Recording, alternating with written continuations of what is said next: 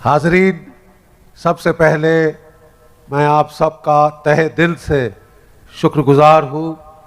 अपनी तरफ से, अपनी बिरादरी के मुयाल भाइयों की तरफ से, और हम लोगों को बहुत फ़ख्र है कि आज से 1443 साल पहले हमको इमाम हुसैन साहब की खिदमत का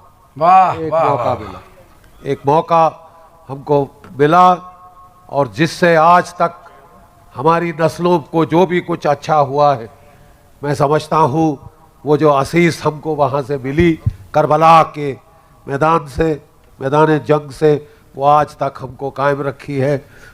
खुद भी मैं अपने पुरखों से सुनता था राहब दत्त की दास्तान, और उनके बारे में देखिए, मैं फौजी इतिहास पढ़ता हूँ, तारीख मिलिट्री हिस्ट्री में पीएचडी कर रखी है किबला।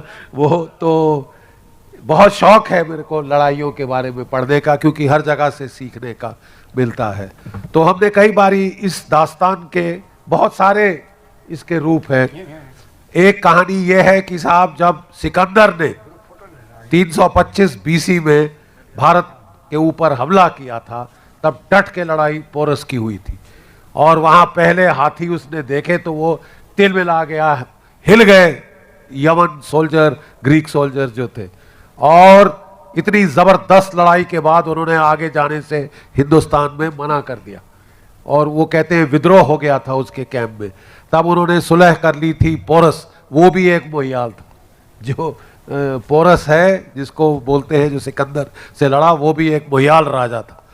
तो उन्होंने उससे वो संधि कर ली थी, और वो फिर भारत को निकलने के लिए सिंधु नदी के रास्ते गया, क्योंकि वो रास्ता पकड़ के वापस ग्रीस जाना चाहता था।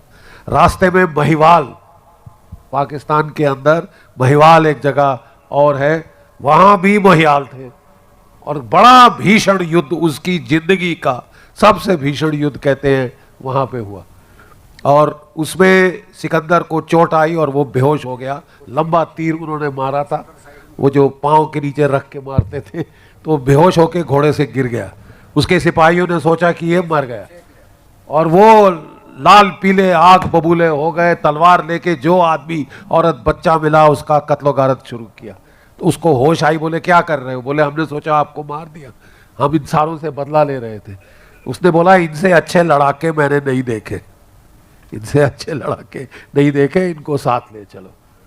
तो वो कहते हैं कि साथ ले गए, और ये जब हम गुजरात में रण ऑफ कच्छ के आसपास पहुंचते हैं, वहाँ मुहाने पर उन्होंने जहाज़ बनाए, और पूरी ग्रीक फौज उसमें बैठ के अलेक्जेंड्रिया, इजिप्ट, मिस्र में पहुंची, और वहाँ से ये लोग जो थे, वहाँ उसकी मौत हो गई थी अलेक्जेंडर की।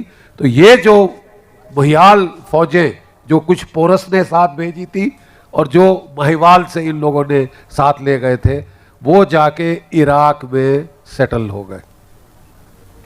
तो जब इमाम हुसैन साहब ने अपना वो जो है अपील करी, है कोई जो मेरी मदद के लिए आएगा, तो तब हमें हमारे जो कहते हैं कवित बोलते हैं उनको, जो हमारी फैमिली की दास्तान कविता के उसमें सुनाते हैं, लड़ाइयों की दास्तान, तो उन्होंने बताया कि वो राहब दत्त अपने 7 बेटों और अपने साथियों को, 200-250 थे मेरे ख्याल, वो लेके करबला के मैदान में मदद के लिए गए।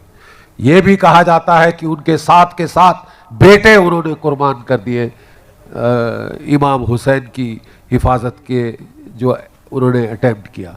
बचा तो नहीं पाए, लेकिन ये कहा जाता है कि याजिद के सिपाहियों से उन्होंने शिया फौजों के साथ मिलकर बदला लिया उनके जो कत्ल का।